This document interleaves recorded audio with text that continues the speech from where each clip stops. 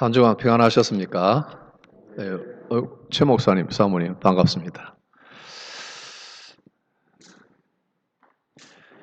예수님이 부활하시고 제자들에게 나타나셔서는 평화, 평안하라 하셨기 때문에 지난 한 주간 평안하셨습니까? 하고 제가 이렇게 질문을 드렸습니다.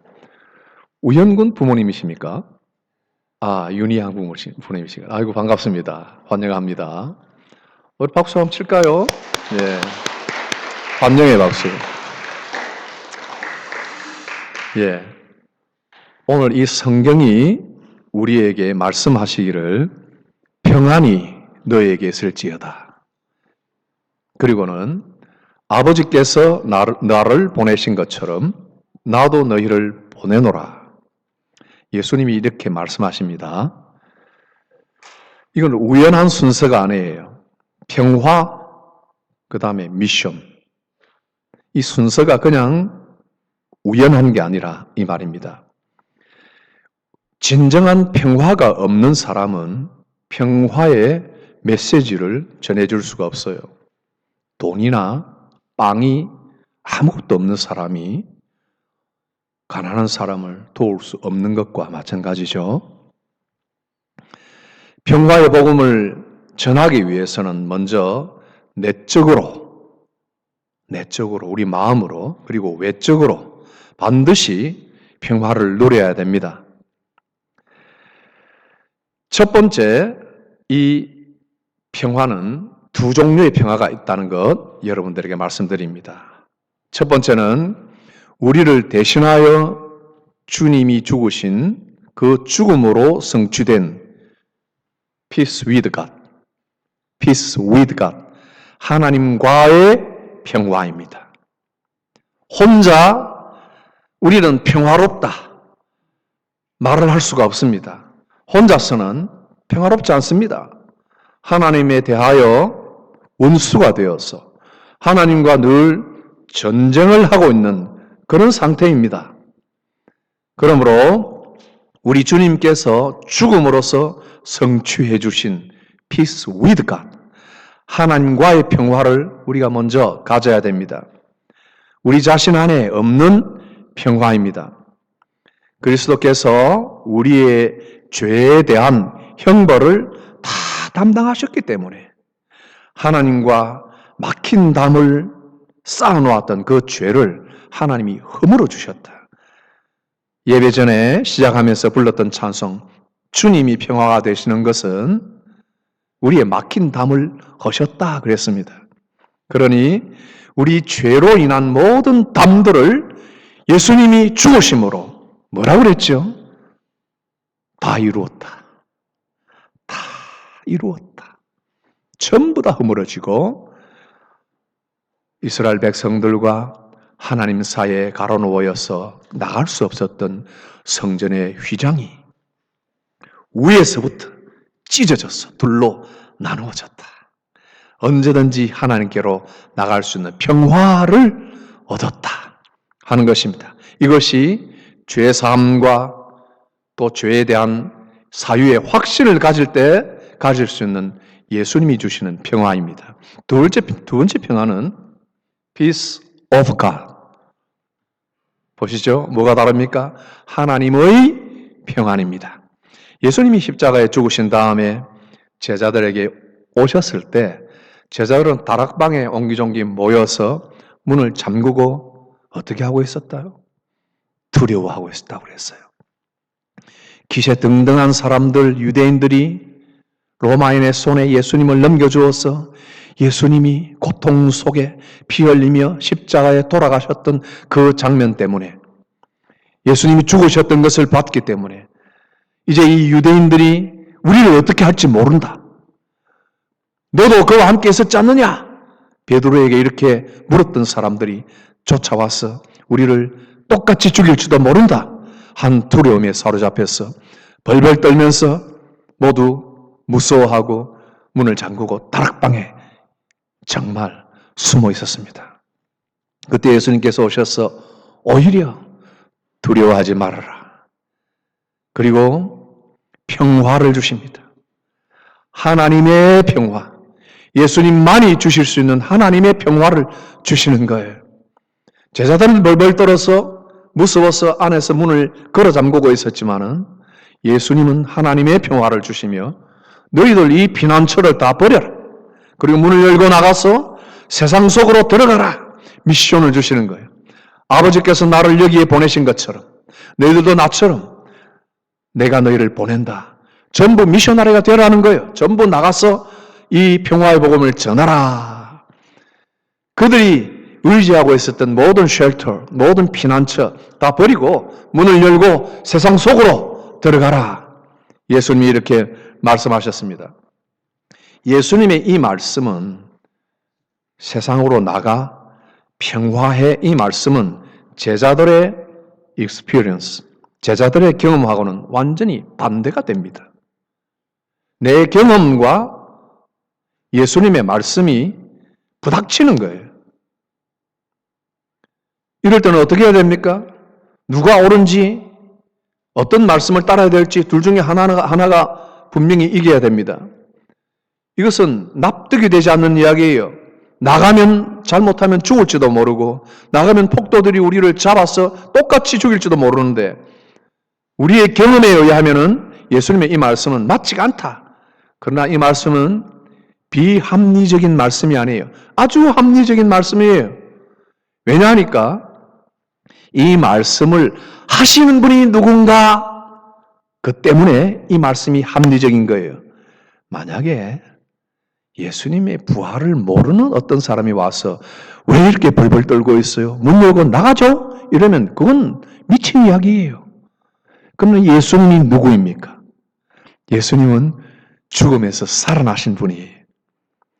사람들에게 잡혀가서 매 맞고 십자가에 못 박혀 돌아가셨지만은 다시 부활하셔서 오신 분이에요.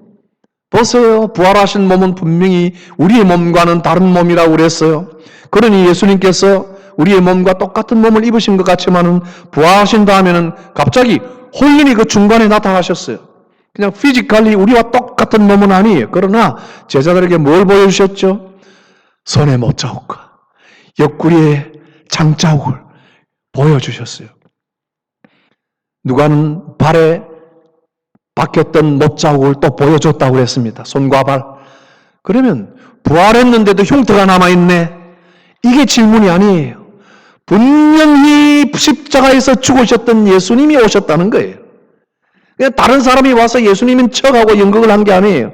진짜 십자가에 달려 죽으셨던 그분이 부활하셔서 내가 부활한 예수라는 걸 보여주기 위하여 제자들에게 말씀을 하시는 거예요. 그러니 예수님은 여기 오셔서 평화가 있어라. 내가 너희를 보내노라. 그리고는 성령을 받으라. 그리고는 그 다음에 믿지 못하고 의심하는 자가 되지 말라. 의심하는 자가 되지 말라. 보여주신 거예요. 부활아, 부활아. 내가 바로 그 예수다. 부활하신 걸 보여주셨어요. 도마에게는 보지 않고 믿는 자가 더 복이 되다.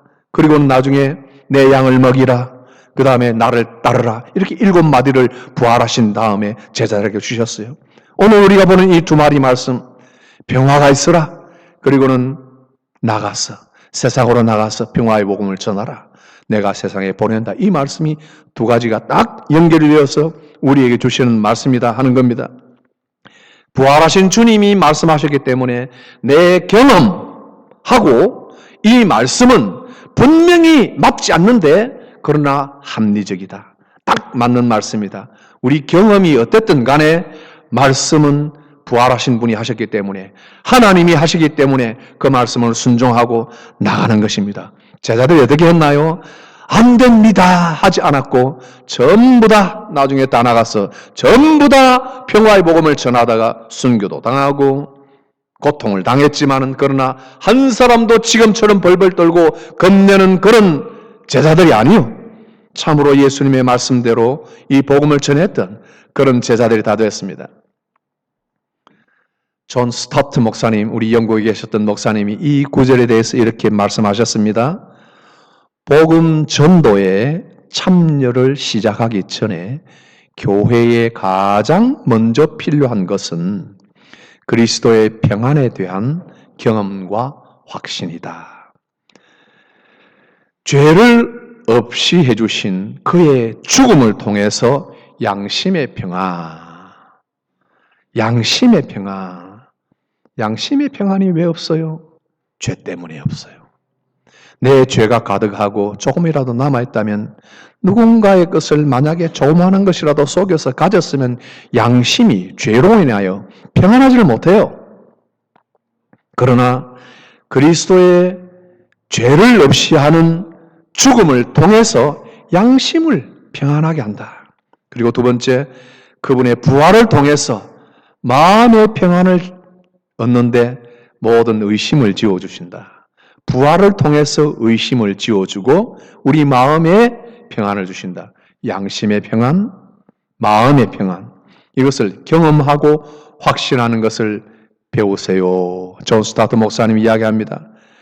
내가 주님을 만난 것을 기뻐하고 내가 그분을 나의 십자가에서 내가 죽어야 할 십자가에서 다시 대신 죽으시고 다시 사신 주님으로 분명하게 인식했다면 그 어떤 것도 어떤 일도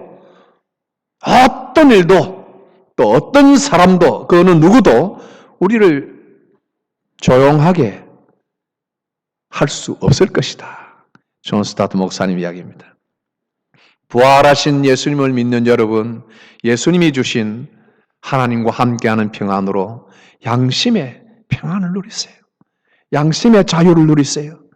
그리고 다시 부활하여 모든 의심을 물리치도록 다 우리를 만나주시고 모든 못자국과 장자국을 보여주셨던 예수님, 지금도 우리와 함께 하셔서 어린 아이들이나 어른이나 똑같이 알아들을 수 있도록 성령께서 가르쳐 주시니 우리는 그분을 통해서 하나님의 평안을 이해하게 되고 가지게 됩니다. 그러니 세상으로 나가라 하시고는 너희들이 만일 누구 죄든지 용서하면 다 용서해 줄 것이다. 이렇게 이야기하시고 세상과 화목하기를 원합니다. 세상을 원수지지 말고 형제들과 원수지지 말고 얼마나 어려운지요. 노엽게 한 형제와 화목하게 되는 것은 저 산성을 다시 차지하는 것처럼 어렵다. 쉬운 일은 없어요. 세상과 화목하고 누구에게 평화의 복음을 전도하는 것이 그냥 쉽게 되는 것은 아니에요. 그러나 하나님의 평안에 대한 경험과 확신을 가진다면 우리는 잠잠할 수 없고 어떤 방해물도 우리를 조용하게 만들 수 없다. 이것을 확신하고 여러분 마음의 평안을 얻으세요. 그래야 세상을 평화로 살 수 있습니다. 기도합니다. 존귀하신 하나님 아버지, 우리를 사랑하시고 예수님을 통해서 우리가 십자가에 죽고 예수님을 통해서 우리가 다시 살아난 것을 보게 하시니 감사합니다. 죄에 대하여 죽을 수밖에 없었던 저희들이 아니라 이미 십자가와 함께 죽었던 저희들을 살리시고 이제는 부활의 소망으로 주님을 바라보며 이 세상 살게 하시니 감사합니다. 모든 성도들이 시간 날 때마다 이 말씀 묵상하고 사랑함으로 이 세상을 화평과 평안으로서 살아갈 수 있도록 주님 주신 평안을 새기며 기쁨으로 확신 속에 살 수 있도록 주님이여 함께하여 주시옵소서. 예수님 이름으로 기도하옵나이다. 아멘.